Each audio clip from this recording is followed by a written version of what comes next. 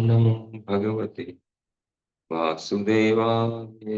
ओम नमो भगवते वासुदेवाय। ओम नमो भगवते वासुदेवाय। नारायणं नमस्कृत्य नरं चैव नरोत्तमं देवीं सरस्वतीं व्यासं ततो जयमुदीरये। नष्टप्रायेषु भद्रेषु नित्यं भागवत्सेवया भगवती उत्तम श्लोके भक्तिर्भवति नैष्ठिकी। नमो विष्णुपादाय कृष्णप्रेष्ठाय भूतले श्रीमते भक्तिवेदांत स्वामिन्निति नामिने। नमस्ते सारस्वती देवी गौरवाणी प्रचारिणे निर्विशेष शून्यवादी पाश्चात्य देशधारिणे।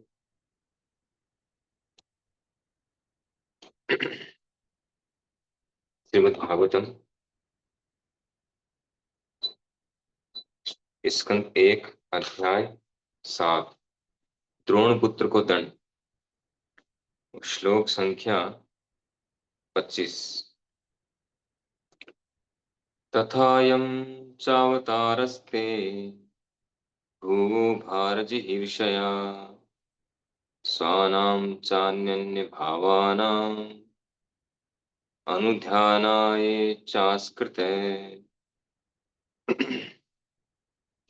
इस प्रकार आप संसार का भार हटाने तथा अपने मित्रों तथा विशेषकर आपके ध्यान में लीन रहने वाले आपके अनन्य भक्तों को लाभ पहुंचाने के लिए अवतरित होते हैं। तात्पर्य, ऐसा प्रतीत होता है कि भगवान अपने भक्तों का पक्ष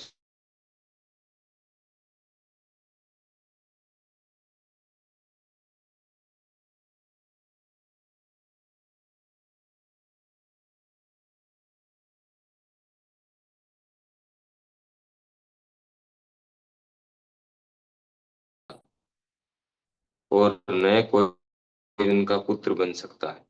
उनके भक्त ही उनके इष्ट मित्र तथा उनके परिजन हैं।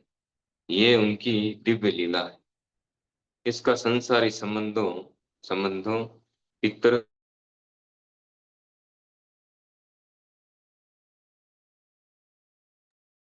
आपकी आवाज कट रही है प्रभु जी, आवाज नहीं आ रही।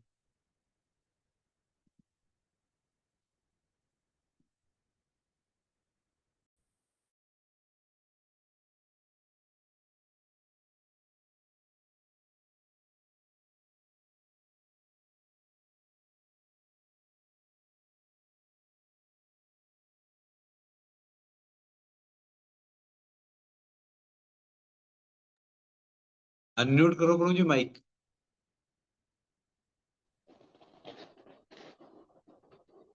म्यूट कैसे हुए? पता नहीं, आपकी आवाज भी कट गई थी प्रभु जी, बीच में आई नहीं, ठीक श्लोक है। के बाद आई नहीं आवाज। अच्छा, ठीक है, दोबारा पढ़ लेते हैं। जी। श्रीमद् भागवतम स्कंद 1 अध्याय 7 द्रोण पुत्र को दंड। श्लोक संख्या 25। तथायं चावतारस्ते भुवो भारजिहीर्षया स्वानां चान्यन्य भावानां अनुध्यानाय चास्कृते। इस प्रकार आप संसार का भार हटाने तथा अपने मित्रों तथा विशेषकर आपके ध्यान में लीन रहने वाले आपके अनन्य भक्तों को लाभ पहुंचाने के लिए अवतरित होते हैं। तात्पर्य, ऐसा प्रतीत होता है कि भगवान अपने भक्तों का पक्षपात करते हैं। सभी जीव भगवान से संबंधित हैं, वे सबों के लिए समान हैं। फिर भी वे अपने जनों तथा भक्तों के प्रति विशेष अनुरक्त रहते हैं। भगवान सबों के पिता हैं, उनका पिता कोई नहीं हो सकता और न कोई उनका पुत्र बन सकता है। उनके भक्त ही उनके इष्ट मित्र तथा उनके परिजन हैं। ये उनकी दिव्य लीला है। इसका संसारी संबंधों, पितृत्व या अन्य किसी से कोई प्रयोजन नहीं होता। जैसा कि ऊपर कहा गया है, भगवान प्रकृति के गुणों से ऊपर है। अतएव भक्ति में उनके इष्ट मित्र तथा संबंधियों में संसारी रिश्ते जैसी कोई चीज नहीं है। श्री प्रभुपाद की जय। तो यहाँ प्रसंग चल रहा है द्रोण पुत्र को दंड। द्रोणाचार्य के पुत्र ने द्रौपदी के 500 पुत्रों का वध करके और वो भाग रहा था। अर्जुन उसको पकड़ने के लिए पीछे पीछे दौड़ रहे थे और अंत में अर्जुन ने जाकर उसको पकड़ लिया। तो उस समय अश्वत्थामा ने क्या किया, रथ से उतरकर भागा और भाग करके और अपने गांडीव धनुष से ब्रह्मास्त्र का आह्वान किया। ब्रह्मास्त्र जो है बहुत ही पावरफुल अस्त्र है, इस ब्रह्मांड का सर्वोच्च अस्त्र है, तो ब्रह्मा जी के द्वारा प्रदान किया जाता है। तो ब्रह्मास्त्र का प्रयोग किया तो वहां पर प्रचंड अग्नि और प्रकाश फैल गया। तो अर्जुन ने समझ लिया ये बहुत बड़ा खतरा है, और खतरे को समझ करके, खतरे को भाग करके और तुरंत उन्होंने क्या किया, भगवान की शरण ली और भगवान की महिमाओं का गुणगान करने लगे कि आप कितने महान हैं, आप हमारे रक्षक हैं। इस तरह से गुणगान कर रहे थे। तो यहाँ पर अर्जुन कह रहे हैं भगवान से कि इस प्रकार आप संसार का भार हटाने तथा अपने मित्रों तथा विशेषकर आपके ध्यान में लीन रहने वाले आपके अन्य भक्तों को लाभ पहुंचाने के लिए अवतरित होते हैं। भगवान यहाँ पर क्यों अवतरित होते हैं, ये 2 कारण यहाँ बताए गए। तो अर्जुन भगवान से बता रहे हैं कि आप क्यों अवतरित होते हैं, और अर्जुन भगवान के प्रिय मित्र हैं। तो भगवान अर्जुन की रक्षा करने के लिए तैयार हो जाएं, इसलिए भगवान की विशेषताओं के विषय में यहाँ बता रहे हैं, भगवान से प्रार्थना कर रहे हैं। तो 2 कारण है, एक तो है संसार का भार हटाना, और दूसरा जो भगवान के भक्त हैं जो हर समय मच्चिता मतगत प्राणम बोधयन्ते परस्परम, हर समय जिनकी चेतना, जिनका मन भगवान में लगा रहता है, योगी नाम अपि सर्वेशा मत गतेन अंतरात्म। तो उन भक्तों को विशेष लाभ पहुंचाने के लिए, आनंदित करने के लिए, उनको आनंद प्रदान करने के लिए भगवान यहाँ पर प्रकट होते हैं। परित्राणाय साधु नाम विनाशाय च दुष्कृता, 2 कारण है, साधुओं का उद्धार करने के लिए और दुष्टों का विनाश करने के लिए। दुष्टों का विनाश होगा तब धरती का बोझ कम होगा। तो यहाँ तात्पर्य में प्रभुपाद जी समझा रहे हैं कि ऐसा लगता है, ऐसा प्रतीत होता है कि भगवान अपने भक्तों का पक्षपात करते हैं, भगवान पक्षपात कर रहे हैं, जबकि भगवान ने डिक्लेयर किया है गीता में, पक्षपात कौन करता है, जो द्वैत के द्वारा प्रभावित हो, सर्दी गर्मी सुख दुख हानि लाभ, जिससे लाभ हो रहा है वो अपना है, जिससे हानि हो रही है वो पराया है, जो हमें सुख देता है वो अपना है, जो दुख देता है वो पराया है, द्वैत भाव, ड्युअलिटी। तो भगवान जो है गीता में कहते हैं कि जो द्वंद से मुक्त है, द्वंद्वे विमुक्ता सुख दुख संगे गच्छन्ति यमूढ़ा पदम एवं तत्। जो द्वंद से मुक्त है वो भगवत धाम जा सकता है, आध्यात्मिक लोक में जा सकता है। और आध्यात्मिक लोक में इस तरह का द्वंद नहीं है, वहाँ केवल आनंद ही आनंद है, दुख का लेश मात्र भी नहीं है। वहाँ सुख दुख, सर्दी गर्मी, मान अपमान, हानि लाभ, ये कुछ नहीं है, केवल आनंद ही है वहाँ। नेगेटिव कुछ है ही नहीं, इन द्वंद नहीं है वहां पर किसी तरह का।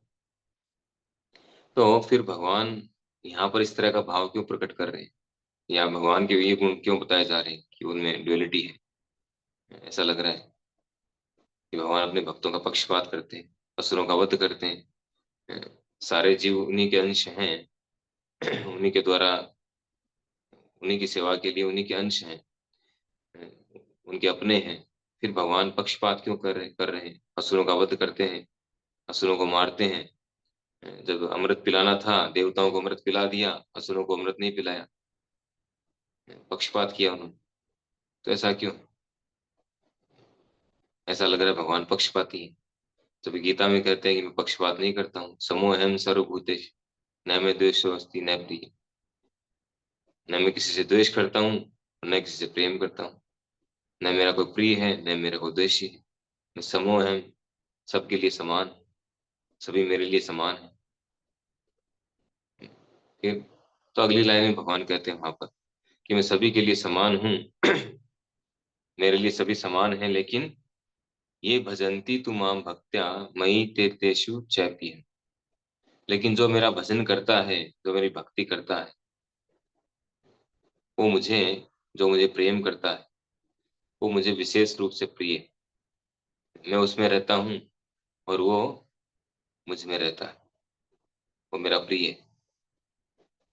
तो ये जो है, ये कोई पक्षपात नहीं है, ये स्वाभाविक बात है। हम खुद जो है, हम अपने पे इसको लागू करके देख सकते हैं।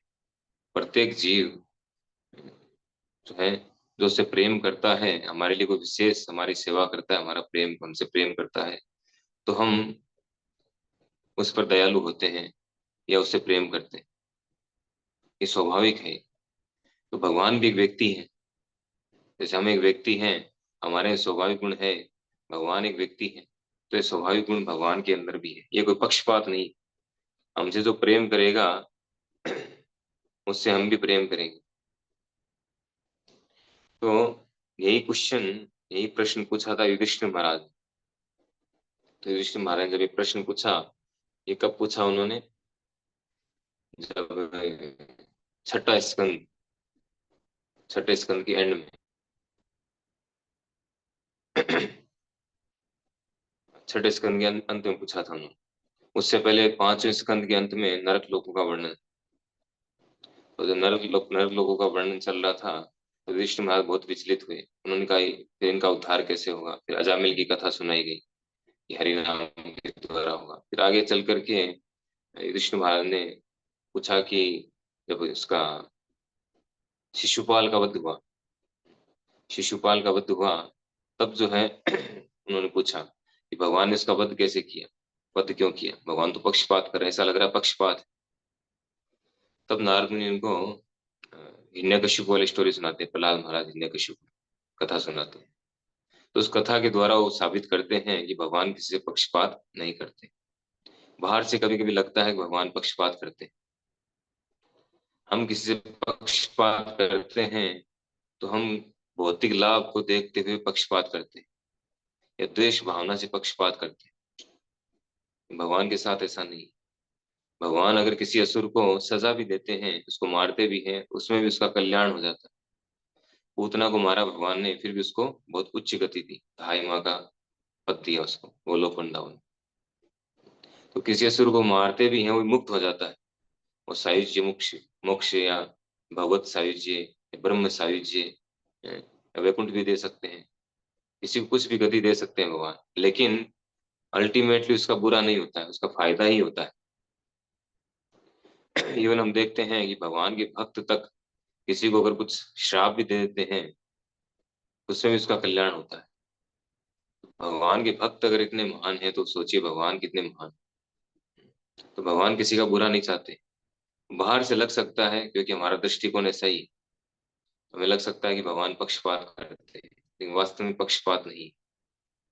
असुर को मारने में जैसे, इसको हम एग्जाम्पल से समझ सकते हैं कि जब बच्चा कहना नहीं मानता है और आउट ऑफ कंट्रोल हो जाता है, तो माता पिता उसको कुछ सजा देते हैं, उसने कुछ सजा देते हैं। तो माता पिता का उसको सजा देने के पीछे ईर्ष्या भाव नहीं होता है।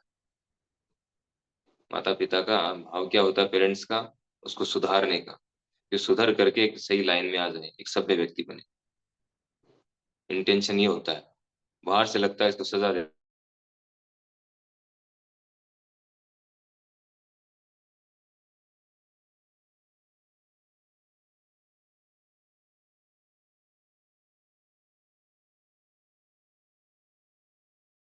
उनकी वही बात मान। चीज।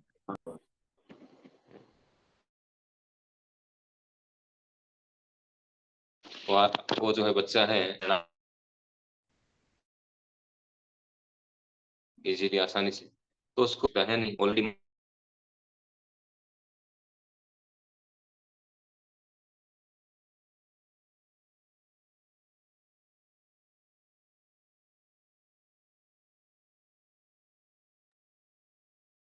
वॉइस नहीं आ रही प्रभु जी। होता है सदैव और सही ट्रैक पे रहता है। लेकिन होता उसका बाद तो भगवान किसी से निष करते हैं, न किसी से बात करते हैं, न किसी से ईर्ष्या करते हैं। हमें सबका भगवान सबों के पिता है। उनका पिता कोई नहीं हो सकता और न कोई उनका पुत्र बन सकता है। उनके भक्त ही उनके इष्ट मित्र तथा उनके परिजन हैं। ये उनकी दिव्य लीला है। तो एक और विषय यहाँ पे समझा रहे हैं प्रभुपाद जी कि भगवान जो है उनका कोई पिता नहीं हो सकता, सर्वे सर्वा है, आदि है, आदि पुरुष, गोविंदम आदि पुरुषम तम हम भजामि। तो अनादि आदिर गोविंद, उनका कोई शुरुआत नहीं है। ऐसा नहीं है कि भगवान की भी कोई शुरुआत हो, उनका भी कोई पिता हो, ऐसा बिल्कुल भी नहीं है। ईश्वर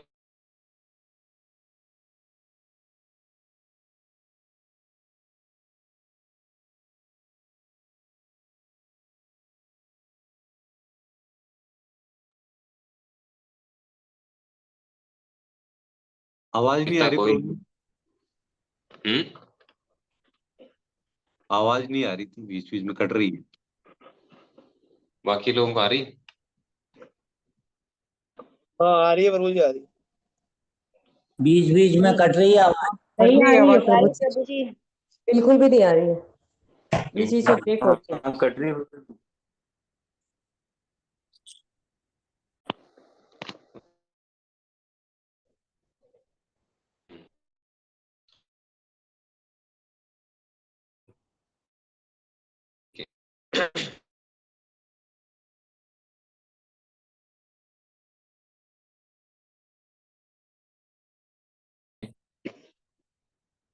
निरंतर लगे रहते हैं।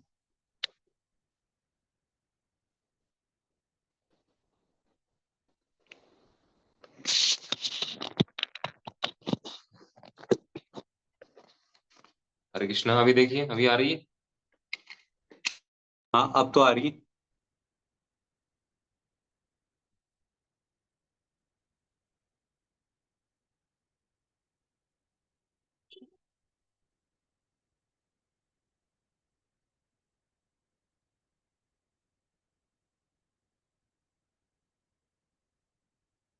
अभी फिर नहीं आ रही।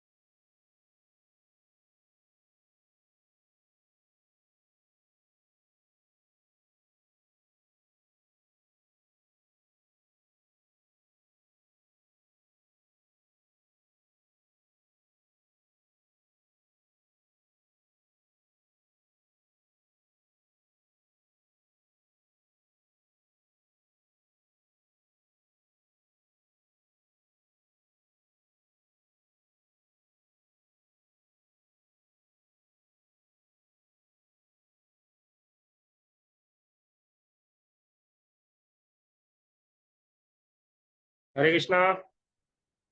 सभी वक्त बने रहे प्रभु जी, वो नेटवर्क का इशू है, वापस ज्वाइन कर रहे हैं। बात हुई है प्रभु जी।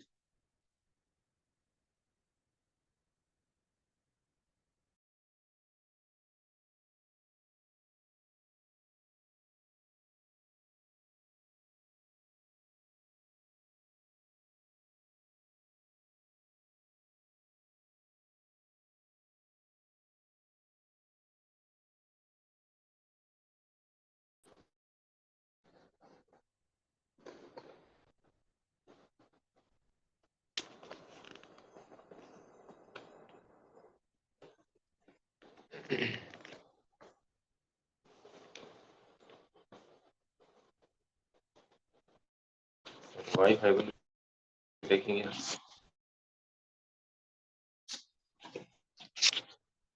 तो जल्दी चल रहा है सभी का।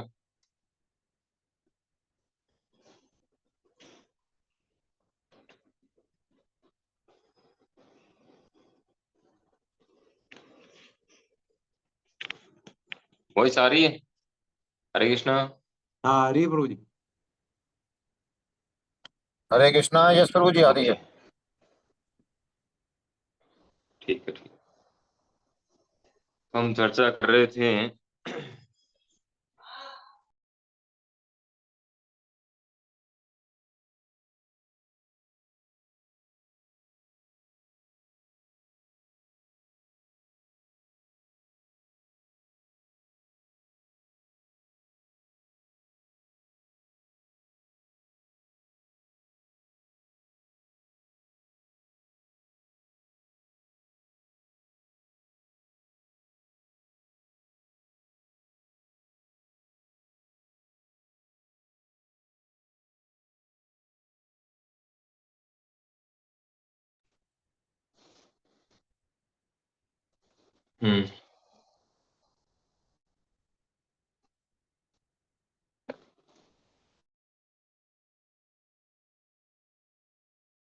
और अपने प्रियजनों को चुनते हैं कि किसको पिता बनाना है, किनको माता बनाना है।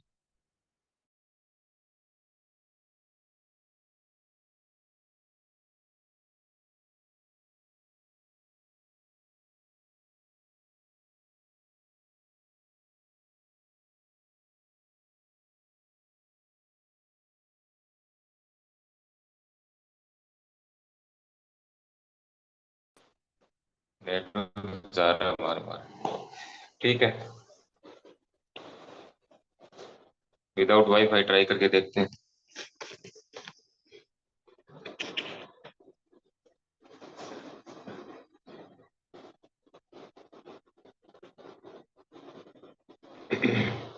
आ रही आवाज सही से? आ रही है प्रभु जी, आ रही है। ओके, ठीक है। तो भगवान का कोई पिता नहीं हो सकता, क्योंकि भगवान सर्वश्रेष्ठ हैं, सर्वोपरि। और न उनका कोई पुत्र बन सकता है। जैसे इस संसार में जो रिलेशन होते हैं, ब्लड रिलेशन, या जैसे जितनी तरह के हमारे रिलेशनशिप हैं यहाँ पर, या जन्म के द्वारा पिता माता पिता जो है पुत्र को जन्म देते हैं, वो ब्लड रिलेशन होता है उनका। इस तरह का रिलेशन आध्यात्मिक जगत में नहीं होता। संसारी संबंध या यहाँ के जो संबंध हैं वो सब स्वार्थ के कारण हैं। जो भी संबंध है यहाँ के, कुछ न कुछ हिडन हिडन स्वार्थ है उसके पीछे हर व्यक्ति का। वो स्वार्थ पूरा हो जाता है या नहीं होता है, दोनों कंडीशन में और रिश्तेदारी फिर नहीं चलती लंबे टाइम, रिश्ता खत्म हो जाता है। आजकल जो घटनाएं चल रही है वो देखते हुए तो लग रहा है कि बहुत भयानक समय आ चुका है।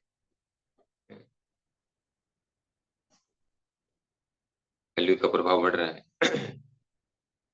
रिश्तेदारियों में कैसी कैसी घटनाएं हो रही है, पति पत्नी के बारे में आपस में, और माता पिता में, पुत्रों में, सभी में।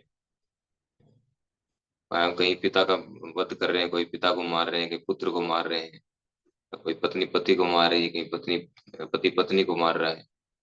ड्रम में डाल देते हैं, कहीं फ्रिज में डाल देते हैं, कितनी तरह की घटनाएं हो रही है आजकल। ये सब देखते हैं तो पूरी तरह से प्रूफ हो रहा है कि केवल सुविधाओं के लिए, स्वार्थ के लिए ही ज्यादातर रिश्ते हैं।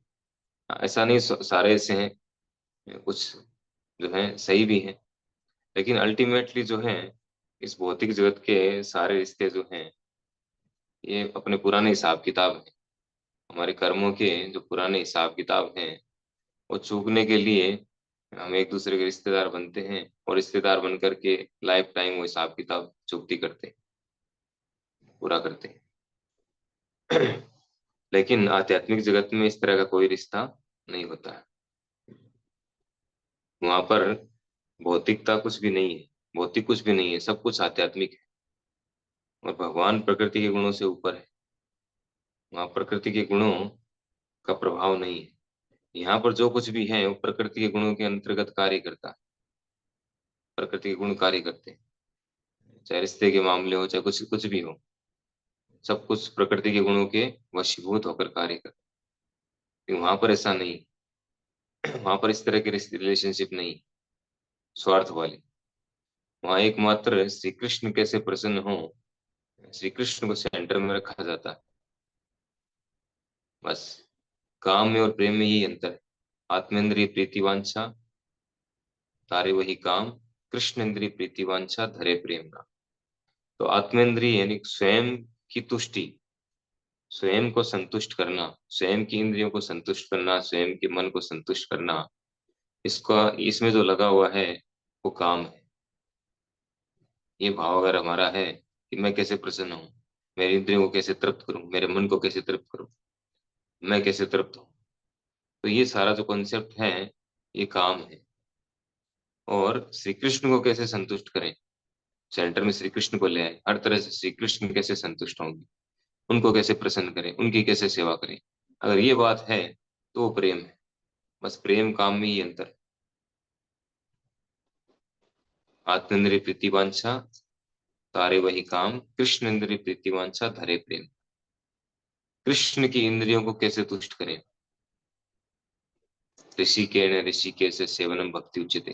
हम हमारी इंद्रियों के द्वारा श्री कृष्ण को कैसे प्रसन्न करें, श्री कृष्ण की इंद्रियों को कैसे आनंद प्रदान करें, ये भाव होना चाहिए, तो प्रेम है। तो आध्यात्मिक जगत में जो भी हैं, जितने भी लोग हैं, वो सब नित्य मुक्त हैं और वो सब भगवान से प्रेम करते हैं। उनका एक ही लक्ष्य है, भगवान को प्रसन्न करना। अगर यहाँ पर भी हमारा वही लक्ष्य हो जाए तो हम भी मुक्त हो जाएंगे। और 5 प्रकार के जो रस बताए गए, यानी जो रिलेशन है 5 प्रकार के भगवान के साथ, दास्य, शांत, दास्य, सख्य, वात्सल्य, माधुर्य, तो वो जो 5 प्रकार के संबंध हैं भगवान से, वो 5 प्रकार के रस हैं, रसों का आदान प्रदान है उसमें। वो कोई भौतिक धरातल पर नहीं है, या भौतिकता में या भौतिक जगत में जैसे रिलेशन होते हैं एक दूसरे के साथ में, माता पिता का बच्चों का वात्सल्य है, लेकिन उसमें वो वात्सल्य नहीं है जो आध्यात्मिक जगत में है। लड़के लड़कियों का प्रेम है, या पति पत्नी का जो प्रेम है, भगवान के धाम में जो माधुर्य रस है, वो यहाँ पर नहीं। ये सब अपोजिट है, ये सब यहाँ पर काम है केवल। इन सब के सब जो है आत्मेंद्रिय प्रीतिवांछा है, स्वयं की इंद्रियों को कैसे तुष्ट करे।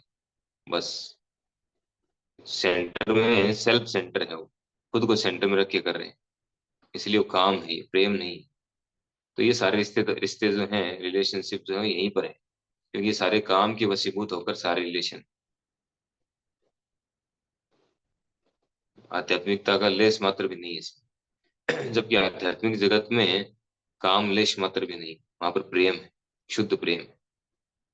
वहां केवल और केवल भगवान कैसे प्रसन्न होंगे, इस लक्ष्य के साथ वो भगवान की सेवा करते हैं। इसलिए प्रभुपाद जी यहाँ साफ साफ बता रहे हैं कि अतएव भक्ति में उनके इष्ट मित्र तथा संबंधियों में संसारी रिश्ते जैसी कोई चीज नहीं है। संसारी रिश्ते भौतिक कामनाओं पर निर्भर है। जैसे भौतिक कामनाएं पूरी हो जाएगी तो रिश्ता, उसमें शिथिलता आ जाएगी, कमजोर हो जाएगा। और कामनाएं पूरी नहीं होगी तो भी वो ब्रेक हो जाएगा। फिर इसको छोड़ो, उसके पास जाओ, दूसरे को ढूंढो, दूसरे से नहीं हुआ तीसरे को ढूंढो, या तीसरी को ढूंढो, ये चलता है। तो यहाँ पर प्रेम नहीं है बिल्कुल भी, यहाँ केवल काम है। और यहाँ कामनाओं के वशीभूत होकर ही हम रिश्ते रिलेशन बनाते हैं। तो भगवान किसी से भेदभाव नहीं करते हैं, किसी के प्रति द्वेष नहीं रखते हैं, और भगवान सभी के पिता की तरह हैं। वो सबकी चिंता करते हैं और सबसे हम सबसे प्रेम करते हैं। और जो उनके विशेष भक्त हैं, उनके प्रेमी हैं, उनके प्रिय हैं, जो उनसे उनके अनन्य भक्त हैं, उनको अपनी लीलाओं में पार्टिसिपेट करने के लिए अलग अलग प्रकार के, उनके रस के अनुसार, जिस रस में स्थित हैं उसके अनुसार, उनके रस उनके भाव के अनुसार उनको ऐसा रोल प्रदान करते हैं। किसी को पिता का, किसी को माता का, किसी को पत्नी का, किसी को प्रेमिका का, इस तरह से अलग अलग, दास दास का, सखा का, अलग अलग भाव भाव के अनुसार अलग अलग उनको रोल जो है प्रदान करते हैं। लेकिन उन सब में किसी प्रकार का, किसी प्रकार की भौतिकता नहीं होती है, और किसी प्रकार का स्वार्थ नहीं होता, और निस्वार्थ भाव से एकमात्र भगवान की प्रसन्नता के लिए कार्य करते हैं। इसलिए भगवान को ऐसे भक्त प्रिय होते हैं। यद्यपि जो भगवान को प्रिय नहीं भी हैं, या भक्त नहीं भी हैं, असुर भी हैं, उनका भी भगवान उद्धार करते हैं। भगवान में विशेषता है कि वो किसी का एक कल्याण कर ही नहीं सकते, किसी का एक कल्याण नहीं करते। ये विशेषता है भगवान, चाहे उसके साथ कैसा भी व्यवहार क्यों न करे, चाहे उसको मारते हुए क्यों नजर आ रहे, हमें लग रहा है उसको मार रहे, उसको कष्ट दे रहे, उसमें भी उसका कल्याण होता है, उसका फायदा होता है। तो ये भगवान के विशेष गुण हैं जो अर्जुन यहाँ पर बता रहे हैं। हरे कृष्ण। श्री प्रभुपाद की जय। श्रीमद् भागवत महापुराण।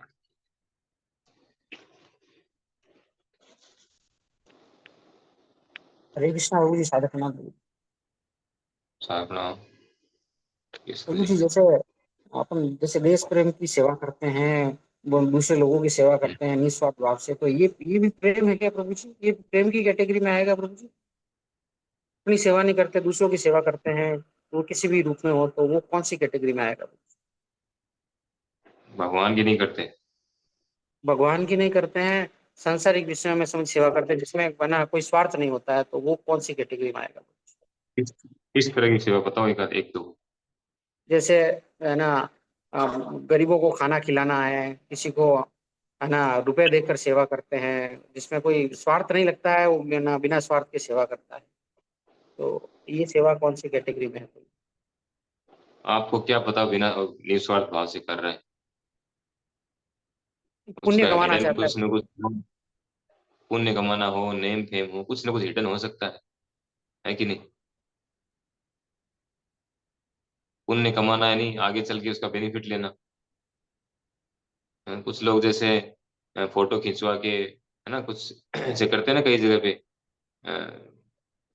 डोनेशन करते हैं, कुछ भी करते हैं, तो बड़ा सा तो नेम प्लेट लगनी चाहिए उनकी, या उनका नेम वैसे फोटो आनी चाहिए अखबार में बड़ी सी, ये ये फला फला के मेंबर हैं या उसके हेड हैं, है ना, इन्होंने इतना ये किया, इतना ये किया।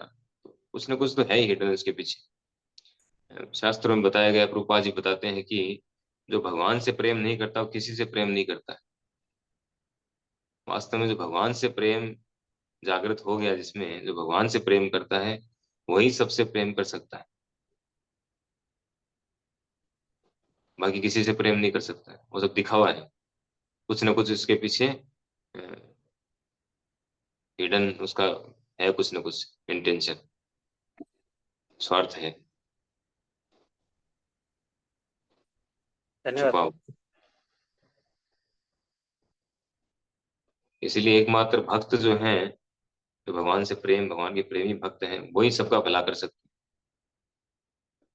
वो हमारे वास्तविक मित्र हैं, हमारा भला चाहने वाले।